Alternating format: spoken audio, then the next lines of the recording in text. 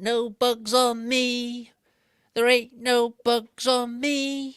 There may be bugs on some of you mugs, but there ain't no bugs on me. Well, the Junie bug comes in the month of June. The lightning bug comes in May. Hey, hey.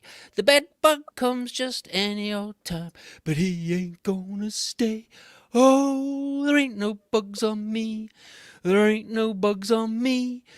There may be bugs on some of you mugs, but there ain't no bugs on me. Well, the chambermaid came to my bed. Get up, you lazy sinner. We need the sheets for tablecloths.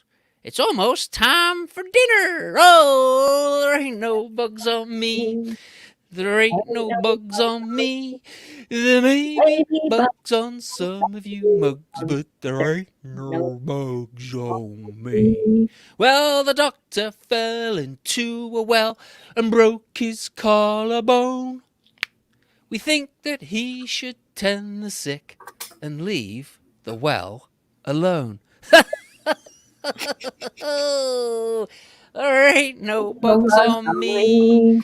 There ain't no bugs on me or Robin.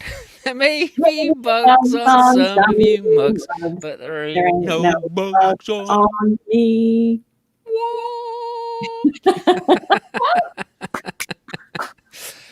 Ah, it was a little bit of silliness to get us going there. All right, throw that in the trash. I got to learn that song properly. I want to do that for one of my Wednesday things. So, everybody, welcome to Friday with Friends. I am your host Simon Brooks, and this is Robin Schulte. And Robin lives in. Sorry, I got to calm down a little bit. Robin lives in Florida, but not Mount Dora. Where do you live?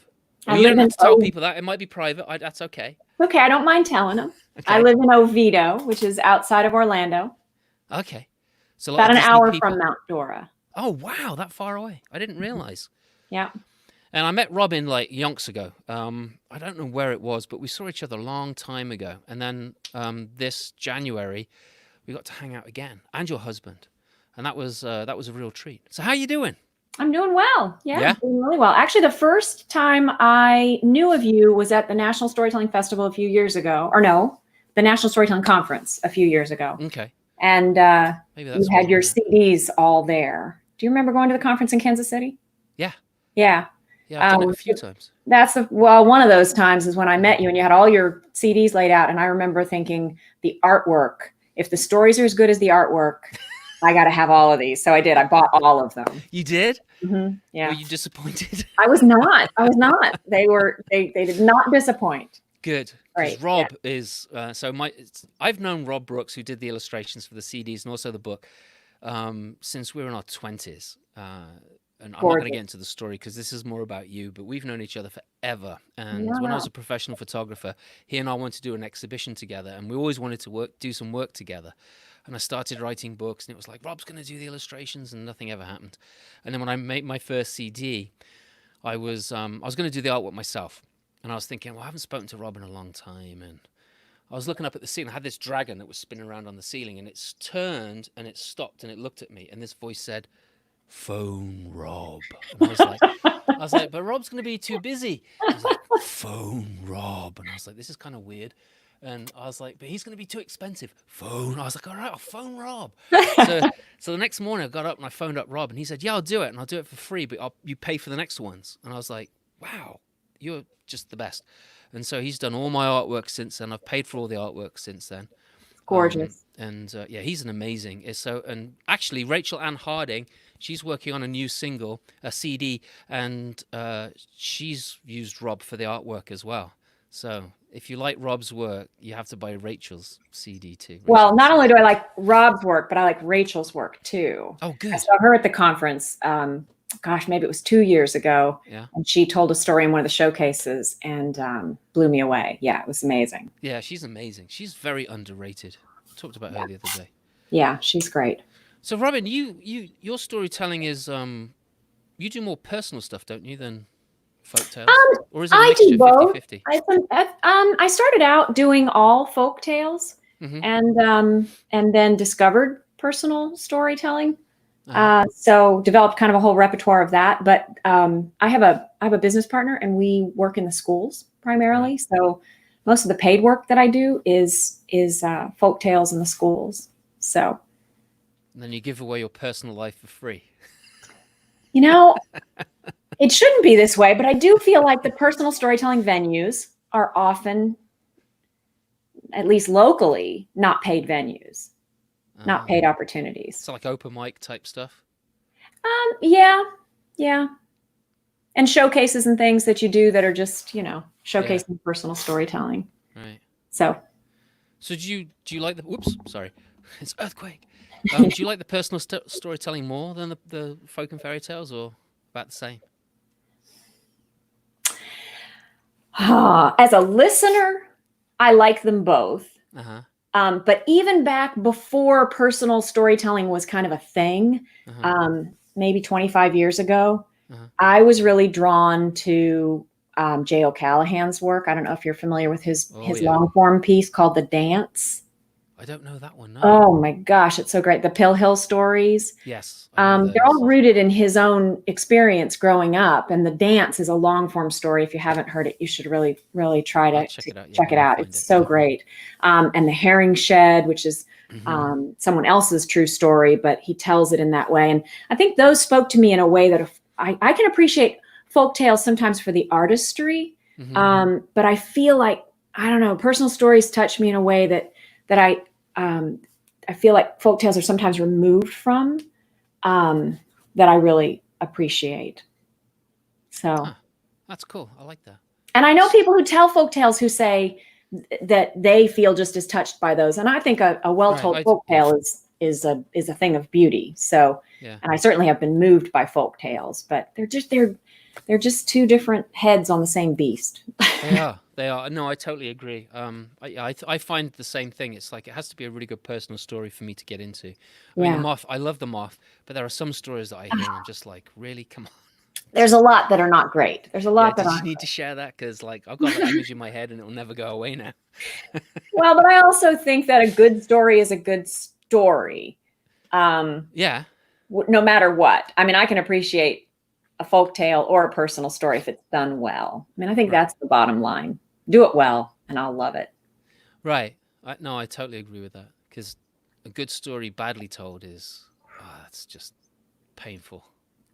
Well, and I've also had a hard time finding folk tales that kind of speak to me, but when I do, that's such an exciting moment. Yeah. But I do think I think I've said this to you before that I feel like some of them I read stacks and stacks of them, and I'm often left going, "Huh?"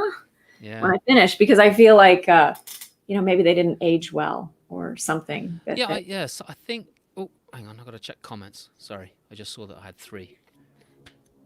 Here's Crow. She's here. Hi, here's Crow. Mo Reynolds. You remember Mo? I do. Hey, how are you, Morgan? Mo and I were on the same stage when we were performing for Robin. And Sarah De Beer. Hello, Sarah. And she's what? Oh, she's always doing this. She always is that the dance? Oh, yeah. There you go. So she must know of it and love it. She must as well. Joe Callahan's an amazing guy. He's so good. He's such a nice person. So the first time I met him, right, I went and bought his. I saw him. It was in Connecticut or something like that. I bought his CD and had him sign it because it was a dragon story that which I love. The Little Dragon. Yeah, Little Dragon. I know that one as well. Yeah, and so I good. got that for my kids and had him sign it. He said, "What's your name, Simon?" And he wrote it on there. And I was like, I don't know. There's probably 75 people in the line at least, right? And then I saw him probably a year later, and he looked at me and says, "You're Simon, aren't you?" And I was like, "What? Wow. You remember my name?" That's just nuts. I mean, I guess some people have that ability, but that's not one that I have. It's like, I think I recognize your face. Nice to see you again. Meeting storytellers I always find to be such an interesting thing because you share this really intimate moment when they're telling. You're in the audience and yet you feel as if they've looked inside of you, and connected with you in a really personal, unique way. And then I go up to them afterwards and I'm a blithering idiot. I'm like a ridiculous fan and I have no words to say it. So it's probably better sometimes that I just stay to the back, that I not try to go up and introduce myself to these people that I admired so for so long. I was that way with Odds Bodkin, right? And I went He's to a great see one him too. in Hanover. He was doing a workshop, and a friend of mine bought me a ticket for my birthday present. The two of us went together. It was absolutely amazing. And we sat and talked with him afterwards. And I came to realize that this guy that I'd held up in such high esteem, I was like, he's just a regular guy like everybody else. I do know that intellectually, I know Right. that, but it's yeah. I still get a little starstruck, I guess, when I see some of the ones that I've followed and loved for so long. So Yeah. yeah. Yeah. It's amazing. There's some, and the thing that I like about storytelling is that there are very few nasty people out there, if any. We are a nice bunch. We are We a are a nice nice bunch. So if you want to hang out, folks, with cool people, hang out with storytellers. and come do it at the Florida Storytelling Fest. Yes. I did write a little thing on my on something the other day about that. Did you? What Yeah. did you So say? I said that it's a really good conference, and I think it was on my newsletter, that you should really go to it. And if you ever get the chance to perform there, that's just like, wow, magical. I loved it. Yeah, I can't say which my favorite ones are. Reynolds, she does not. This is a lie. She does not get starstruck by me. She slaps me around the head and puts me in my place. So. I think that's the great thing about these festivals, especially the intimate ones. You have the opportunity to see them perform on the big stage, but then you also have interaction with them, in more intimate settings, and you do get to know them, which is a nice thing. It is. And that's the thing about this is, like, when we cut everybody off, we can stay here and chit chat for a little while longer and not be live. I forgot to mention that earlier. Oh, cool. Okay. So Robin, what do you do to keep yourself sane in this mad time that we live in? Well, I'm writing a lot. I'm reading a lot. What's that? Is it Randy? Yes, he is my rock for sure. That's good. But yeah, I've been reading a lot. I've been writing a lot. I'm in a master's program, so I'll finish that in November. So that keeps me very busy, which is good. It's good to have a distraction from, all the other stuff. Yeah. Going on out there.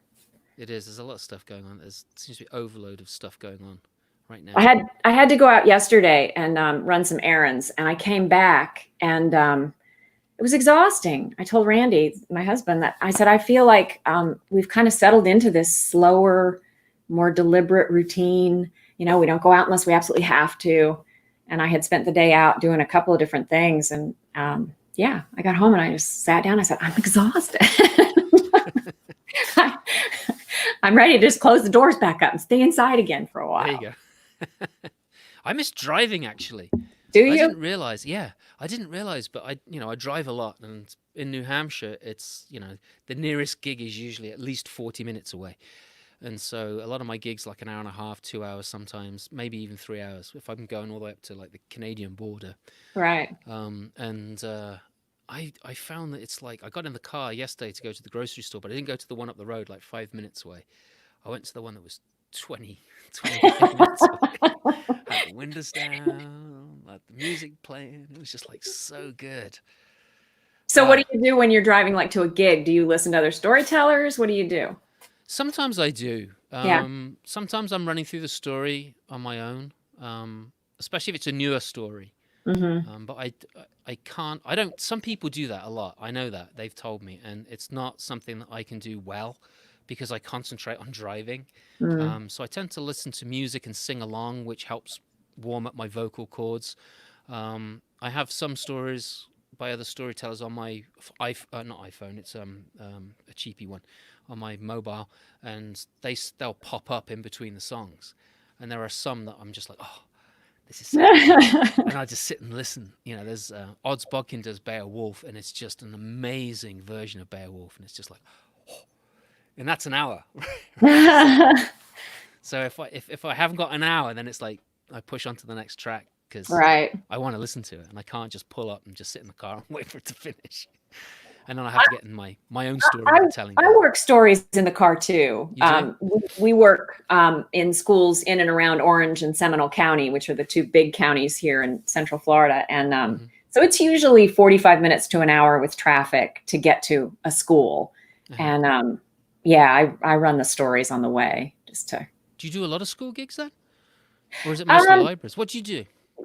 We do a lot of school gigs, yeah. My business partner, Autumn Huff-Garrick, you may have met her at the festival. Maybe I met a lot. Anyway, she and I, we do, our programs are usually a couple of tandem tales, which we tell together, and then we each do a single story, a solo story. And they run about 45 minutes. We've been doing it for 14 years in the schools. It's all word of mouth at this point. We don't even do any marketing. It's just the schools that, that have had us in the past who have us again and again. That's nice. Yeah, it kind of is on auto at this point, which is nice. Well, until 5 months ago, it was on auto. Now everything is on pause. But at our height, we did 125 shows a year, which was a lot. I mean, we were in the schools, 2-3 days a week. But see, I find most of my work is library stuff in the summer, and then I have like a scattering of school gigs. I think the budgets are a lot different here than in some other places. Maybe we had a lot of luck when we first started 14 years ago. We advertised by sending out to principals and librarians and PTA presidents for the schools, and then all the money dried up. And so we said we have to reinvent this, and so we started marketing to the grade level coordinators at each school. So we send something to kindergarten, something to first grade, and on up. And we kind of changed our approach. We call it an in-school field trip, because while they don't have big school money, they often have small budgets that they get from, parents give $10 at the beginning of the year, and that's their field trip budget. Right. So we are often one of the field trips that they take. And we come in, we say, no bus, no fuss. We come to you. Right. You walk down the hall and we're set up in the cafeteria. We have a backdrop and a sound system, some props. And so that worked really well for a long time. And we had small children when we started. Now our kids are grown. Yes, I know that. So we're kind of at different phases in our lives. Autumn got real involved with some political things going on locally, and I started my master's program, so we stopped marketing and we said we're just going to go on a referral and word of mouth basis, and that's kept us going. We're still cool. We were still working. So do you want to tell us a story? Now sure. You're talking about working in schools. Yeah. So what story are you going to tell us or sing to us? So it's a little of both, and it's called The Gunny Wolf. Ooh, I have never heard this done to guitar before.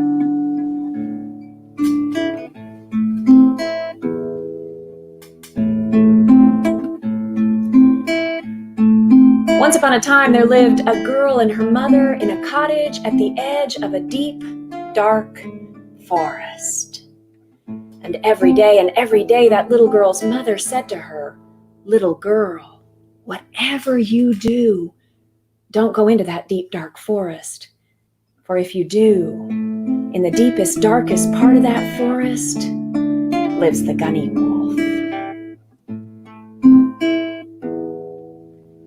And every day, that little girl said to her mother, "Me no go, mama. Me no go." But that little girl, she grew. And as she grew, this is sometimes what happens, she grew older and she grew bolder. And she found herself ever more curious about just what was in that deep, dark forest. Well, one day, when the girl's mother had gone to town, to the market, the little girl found herself standing right next to that forest. She looked deep into the canopy of trees, and then she saw, growing just not more than a couple of feet in the shadows there inside the forest, she saw the most beautiful red flower that she had ever seen. And she thought, "Oh, Mama would love that flower." And so she entered the deep, dark forest. Now, I wouldn't go, and I don't think you would go, but we were not there to warn her, and that little girl went. And as she picked that flower, she sang a song. It went like this. Coon, quack-I, coon, quack-I, coon, quack-I, And as she stood to turn and go back out into the sunshine of her backyard, why, a dragonfly darted past her face, and she watched as it went further into the forest and landed among some pretty yellow flowers that were growing there. And the girl thought, oh, that would be so pretty with these. And so she went deeper into the forest. Coon, quack-I, coon, quack-I, coon, quack-I, And then a butterfly flitted past her face. She watched it as it went further still into the forest and landed there among the rocks beside the babbling brook in a clump of pretty blue flowers.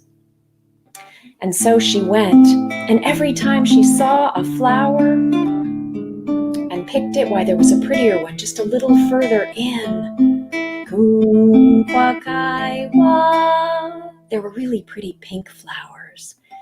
Coon, quack-I, bright, vibrant orange flowers. Coon, quack-I, and delicate purple flowers.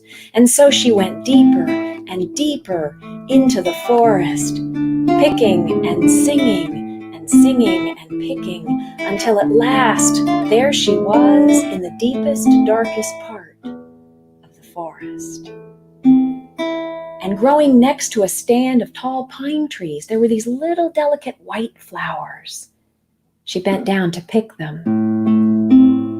Coon, quack-I, coon, quack-I, coon, quack-I, when suddenly a shadow fell over her, and she looked up, and there was the gunny wolf. He had a big, long snout. He had rows of sharp teeth and big eyes. He looked down at the little girl and he said, "Little girl, you sing that good and sweet and song." And the little girl said, "Uh-huh." "Little girl, sing that good and sweet and song again." And so she did. Coon, quack-I, coon, quack-I, coon, quack-I, And as she sang, an interesting thing happened. Why, that gunny wolf, his eyes began to droop and his head began to nod. And he yawned, and then he stretched himself out, and he fell asleep there on the forest floor. The little girl, she was so excited because now she wouldn't get eaten by the gunny wolf. She could get away. And so she turned and she ran as fast as her little legs would carry her. Pit-a-pat, pit-a-pat, pit-a-pat, pit-a-pat, pit-a-pat, pit-a-pat. Well, the gunny wolf, when he couldn't hear the song anymore, he woke up and he began to chase her. Honka-cha, honka-cha, honka-cha, honka-cha. He jumped in front of her and he said, "Little girl, why you move?" And the little girl said, "I no move." "You sing that good and sweet and song again." And so she did. Coon, quack-I, coon, quack-I, coon, quack-I, And again, that gunny wolf, why, his eyes began to droop and his head began to nod, and he stretched himself out there on the floor of the forest and fell fast asleep. And again, the little girl, she ran as fast as she could. Pit-a-pat, pit-a-pat, pit-a-pat, pit-a-pat. And again, the gunny wolf, when he couldn't hear the music, why, he woke up and he began to chase her. Honka-cha, honka-cha, honka-cha, honka-cha. He jumped in front of her and he said, "Little girl, you move. Sing that song again." Well, the little girl, she knew that this could go on forever. She might never get out of that forest. She might never be rid of this gunny wolf. And so she came up with a plan. She sang the song again. And when the gunny wolf fell asleep, she ran. Pit-a-pat, pit-a-pat, pit-a-pat, pit-a-pat. And then she listened. And she sang, "Coon, quack, I, wah." And then she ran. Pit-a-pat, pit-a-pat, pit-a-pat, pit-a-pat. And she sang, "Coon, quack, I, wah." And she ran. Pit-a-pat, pit-a-pat, pit-a-pat, pit-a-pat. And she sang, "Coon, quack, I, wah." And so she went singing and running and listening and singing and running and listening. And she ran past that tall stand of pine trees where the white flowers were. She ran past the purple flowers and the orange flowers, past the pink flowers, past the blue flowers and the babbling brook, past those yellow flowers and past the spot where that red flower had grown. And she burst out into the sunshine of her own backyard. She raced inside. Her mother was putting away the groceries from the market, and she got out a vase. She put those flowers in that vase, and her mother turned around and said, "Oh, little girl, those are beautiful." She gave her a great big hug.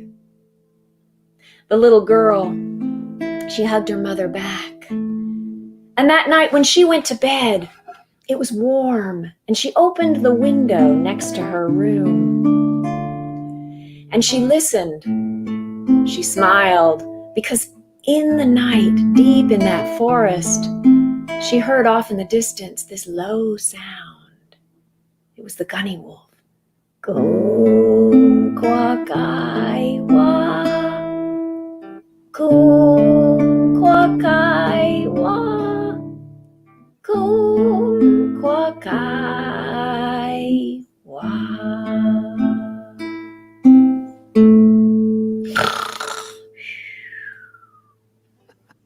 And that's the story of the gunny wolf. That's so good. I love that. I've never heard it told like that before. That Well, is good. awesome. I've never heard. Well, I mean, oh, hang on. Sorry. That's okay. Let me just ignore that. I thought it was off. I thought it was on Do Not Disturb. So that was amazing. Thanks. That was. I tell that story very differently. Do you? Well, now you need to tell me your version. No. This is all about you. That's so. What do you like about that song? A story. I thought a lot about that because folktales, I have to really search for ones that speak to me, and I've thought a lot about why that does speak to me, and I think this is the thing. I have a very independent daughter. I don't know if she's listening. I sent her the link, but I have a very independent daughter, and she'll text me. She texted me the other day and said, "I don't want to scare you, but I'm headed to the protest." She lives in New York City. She said, "I'm headed to the protests." And, I wrote her back and I said, "I'm terrified and extremely proud." There's something about these strong girls that I'm drawn to. And so I love that little girl. I love that, and that's as it's supposed to be. As you grow up, parents can't shelter them from everything. You can warn them when they're younger, and then they're going to face the wolf, and how clever this little girl is to go out and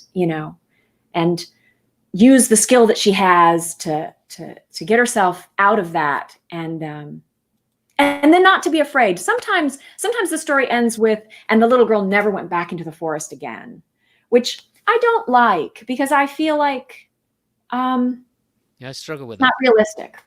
Yeah, I the way that I tell it is that I have a as a much younger girl, right, and she's just heading off into the woods because she wants to, right. So there's a little bit of willfulness there, but then she at the end of the story when I have it is that she doesn't go out until on her own until she was much older, Mm. which it Oh, doesn't. I like that. I like that too. I like that too. She waits until she's, better equipped, maybe. Right, right, and that's kind of the whole point because she's just like way out of her depth in the telling that I do, and she's almost gets caught by the gunny wolf too. She slams the gate and the wolf is like. Oh, that's great. That's great. So anyway, but yeah, I really liked it. It was so good, Well, so thanks. good. Thanks. So where does that? So isn't that an American story? It is. It's Wilhelmina Harper. I have it up here. Hold on. No way. I do. Yes. It's Did you plan that? I did. I did. I have to confess. I did pay attention to what's behind me here. And when we go into schools, this is what we do. Uh-huh. We share these stories, and then I love when there's a book that goes with it. I mean, it's a folk Yeah. tale that's been around for a long time, Right. probably related to Little Red Riding Hood. Probably Oh yeah. um, Absolutely. the Guten Sweeten feels German to me, although everybody says no, it's an Appalachian. It's a American folk tale. So Right. maybe So it would was. it be German appellation then? Maybe, yeah. Maybe it was people brought that story Mm-hmm. over and Right. told it, and that's where the Guten Sweeten comes from. Yeah. But yeah, this is a version of it, and I think the words are the words right? Yeah. I can see them. It says the Okay. gunny wolf. Yeah, and the pictures in this one are really beautiful. And we do this for younger kids. So what I love about this is that the wolf isn't really super scary. Right. He's just Yeah. I tend to go a bit all out on that kind of stuff. on the scary stuff. Oh Yeah. yeah. I'm a bad person. No, you're not at all. So I thought the lyrics to the song though.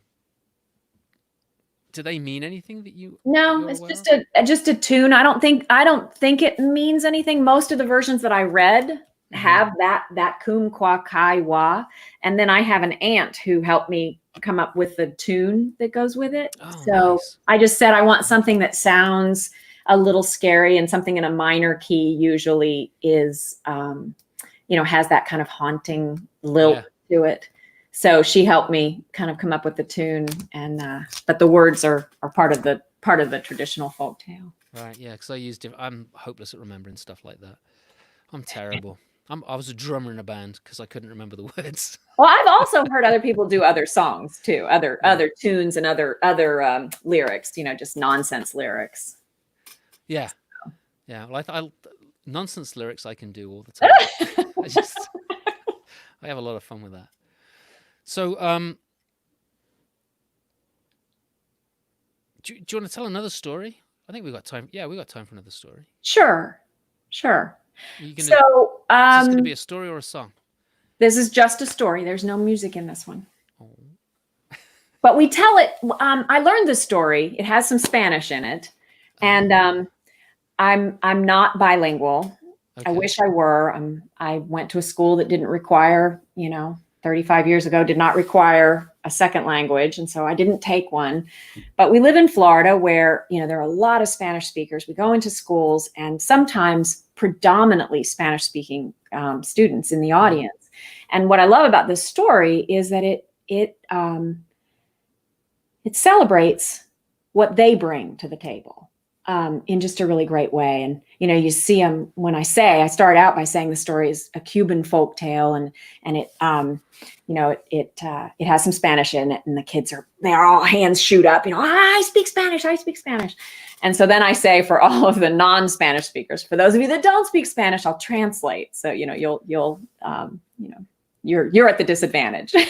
Yeah. This really does celebrate. This folktale celebrates the act of speaking a second language. So yeah, I think it's important that so there's this whole conversation about misappropriation of stories, right? And that there are certain stories we shouldn't tell, and I get that.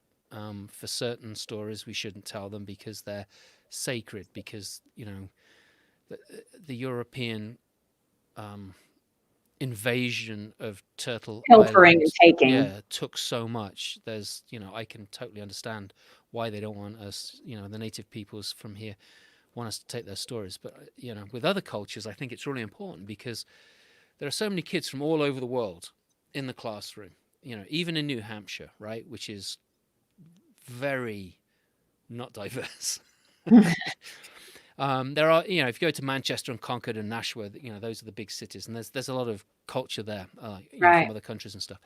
But you go into a school like that and you tell a story from, a Spanish story, even though I also can't speak Spanish, or you tell a story from Africa and you see those kids sitting up, and it's like, oh, this is you, and I tell the kids, you need to know these stories because this is from your heritage, just like I need to know the Irish stories and the Scottish stories and Welsh stories because those are from my heritage. Right. And it's important that you know the Chinese and the Japanese and the Korean, because it's like this is the building block that you build yourself on.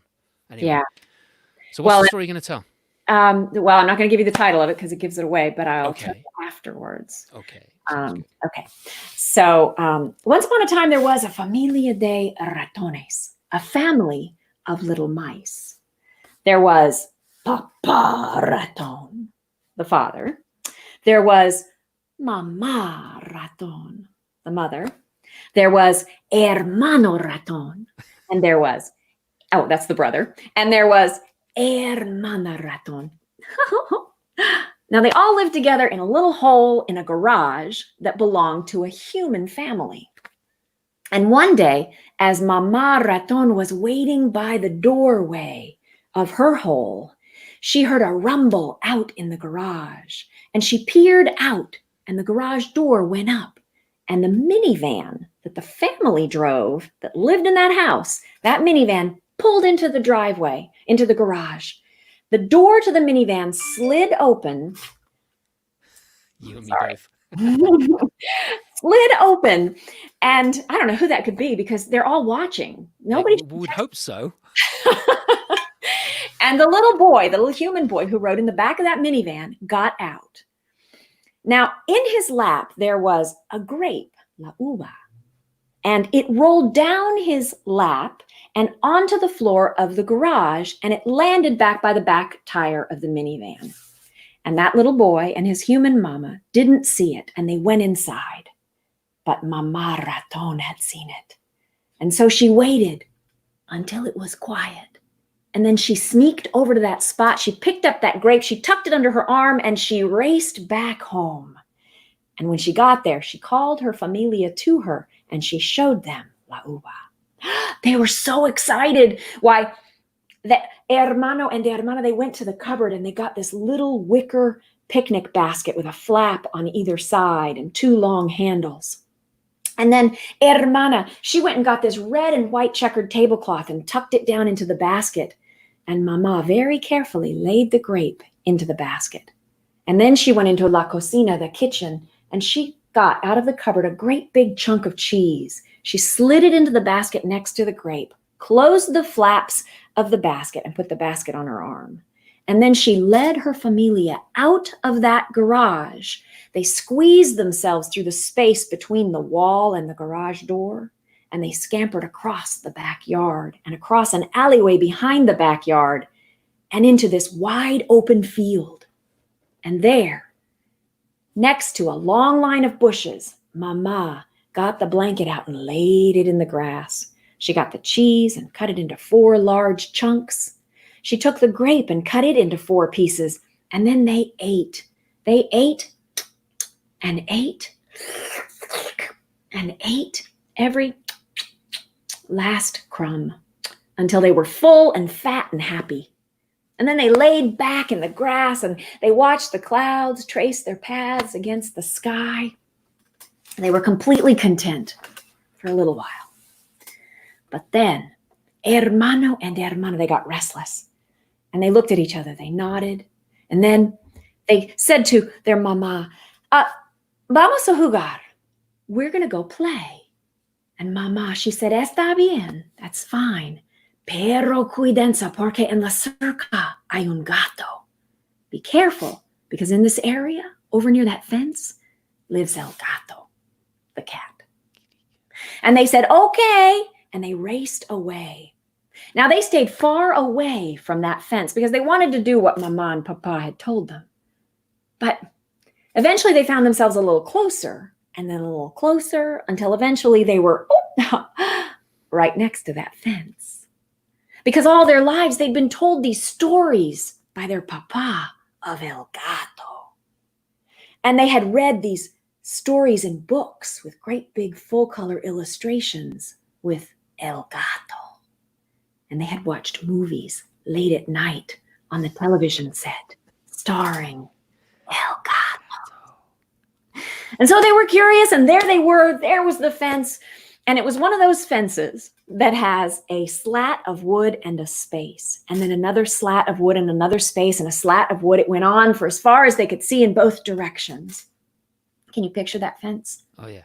Oh, yeah. So if they peeked through the space between the slats of wood, they could see through to the other side. So that's what they did. They stacked their heads one on top of the other, and they peered through. And do you know what they saw? El Gato. It was indeed El Gato. He had big green eyes. He had long whiskers. He had a tail that flopped in the grass. Hermana, she said, Hermano, ¿es un gato? Is that the cat? And hermano, he said, Sí, es un gato. Yes, that's the cat. And then he felt like showing off a little bit, so he said, Hola, gato. Hola, gato. The cat's tail stopped moving. And then brother felt like showing off a little more, so he said, Hola, gato flaco. Hello, skinny cat. Hola, gato flaco. Before those two mice knew what had happened, that cat his eyes had narrowed to two slits, and he had lunged at the fence, and his paw up to his shoulder was on their side. He had stuck it through those slats of wood, through the space, and he was swiping at them with these great long claws. And they were afraid. But they soon stepped back, and they realized that try as he might, he couldn't reach them. And this they thought was really funny. So, hermano, he stood up and he said, na na na na na na na. Na na na na na. El Gato, he was so mad. Why, he pulled his paw back to his side and he looked up. And that fence, it was really tall. So he sat back on his haunches.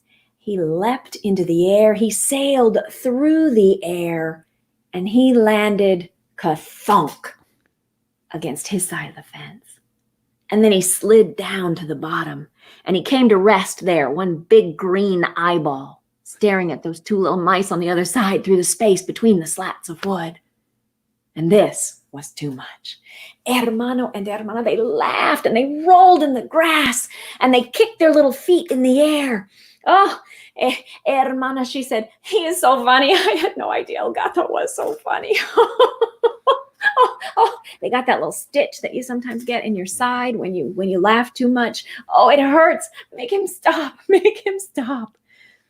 Hermano, he stood up. He looked El Gato right in that eye and he said, El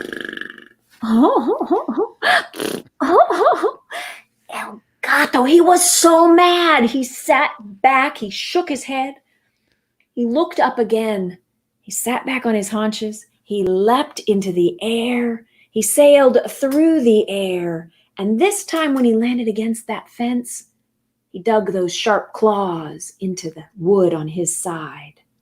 And then he began to scratch and claw and make his way up to the top. And when he was perched there at the top, he looked down at those two little mice and he said, heh, heh, heh. Hermano and hermana, they said, Adios, gato. And they took off. Adios, gato.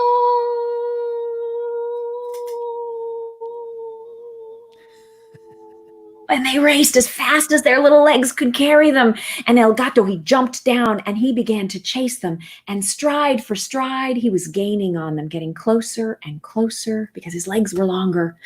And then Hermano and Hermana, they found themselves, right next to a long line of bushes. The very bushes where Mama and Papa were picnicking just on the other side. And so they scrambled through the underbrush and they came out. And El Gato, he didn't see which way they went. He raced past those bushes and off to the edge of the field. Well, on the other side, Hermano and Hermana, they said, Mama, Papa, vámonos, porque el gato va a comernos. Let's go, because that cat is going to eat us. And Mama only had to hear the words el gato. She got up, she went over to Papa and kicked him off of the blanket. She reached down and wadded that blanket up, shoved it into the basket, closed the flaps of the basket, put the basket on her arm, and she looked at Papa. Papa, he dusted himself off. He looked at his children, why their knees were knocking and their hearts were beating so hard he could see them coming out of their chests. And he said, El gato, el gato. Yo no le tengo miedo el gato. I have no fear of that cat. Si el gato viene, if the cat comes, le voy a decir que soy Papa Ratón. Y yo voy a darle papau, papau, papau. I will tell them that I am Papa Ratón, and then I will hit him. Papau, papau, papau. Hermano and hermana, they looked at their papa. He was so tall and brave and strong.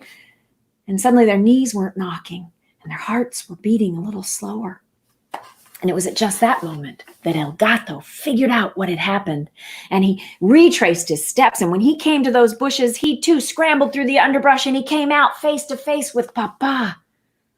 Hermano and Hermana, they raced around behind Mama. They each peered over one of her shoulders and they watched as their Papa puffed himself up, looked at El Gato and said,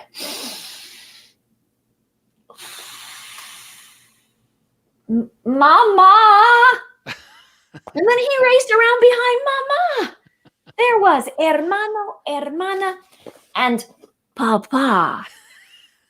She was the only thing standing between her familia and El Gato. And she was afraid. But with the courage that we mamas know, only when our familias are threatened, she planted her little feet. She straightened her little skirt. She looked at El Gato and she said, ruff, ruff, ruff, ruff, ruff, ruff. El Gato, he looked confused. He didn't see El Perro, the dog. But he wasn't going to stick around and find out how close or how big El Perro might be. So he turned and he raced off to the edge of the field. And Mama, she gathered her familia to her, ushered them back home, and when she had them safely tucked inside, she said to them, that is why I always say to you, I always say it, it pays to speak a second language. Nice. It does. It's so true. Right? Yeah, when I was at school, back in the 70s, it was the same thing. We were all, had to take a language, and it was French, because France is just next door. But when you got to a certain age, it was like, don't bother taking French anymore. They speak English anyway, and that was the whole mindset of it. And it's like, well, I kind of want to do French, but I never did, because my betters and elders said no, there's no need to, and I really regret that now, because I think if I'd learnt French, it would have made finding something like Spanish and speaking Spanish a bit easier. So yeah, it really is important, especially in this world that we live in these days. It's there's so many different people from so many different cultures to so if you're learning French, English and Spanish, there's going to be some sort of common meeting ground, and those three languages seem to be it. Well, and it seems like years ago there was this, and it's still prevalent, I'm sure, but this mindset that this is America, speak English, which completely dismisses what is a real skill. How many of us are bilingual, multilingual? How many of us? Not many, because we expect everybody else to speak English. So I love it when I can go in and celebrate something that Right.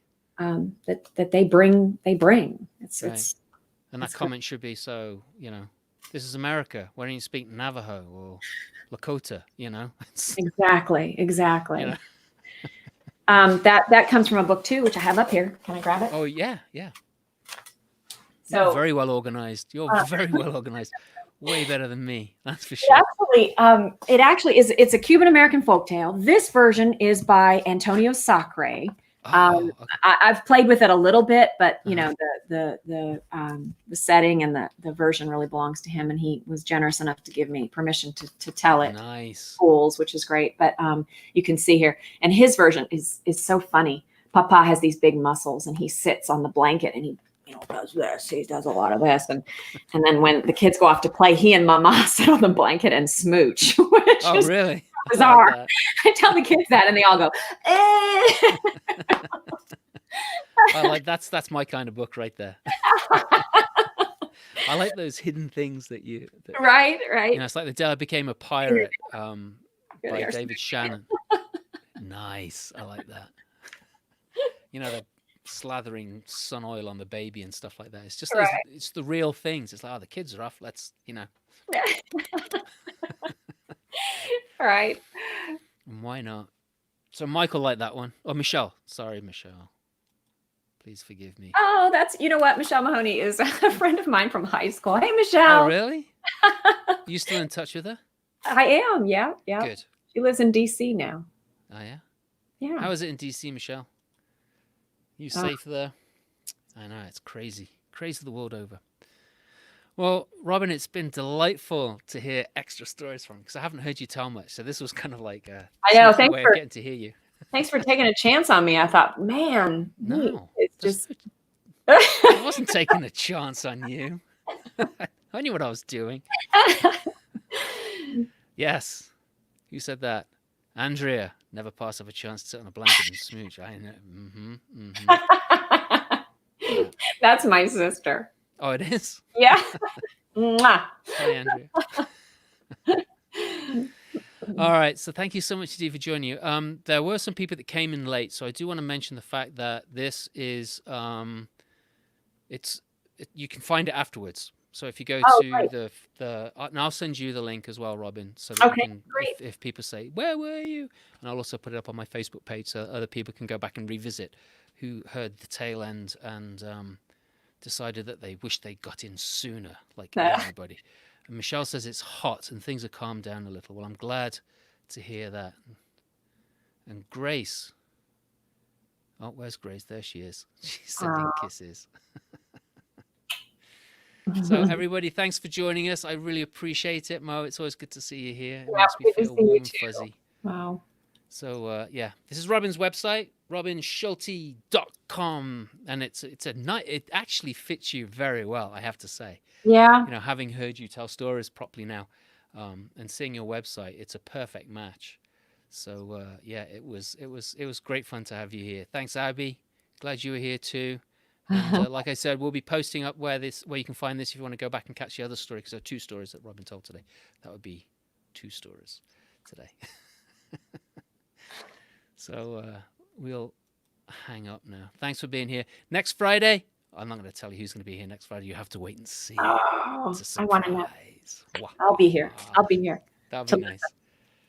Thanks, Take care, everyone. Bye. Bye.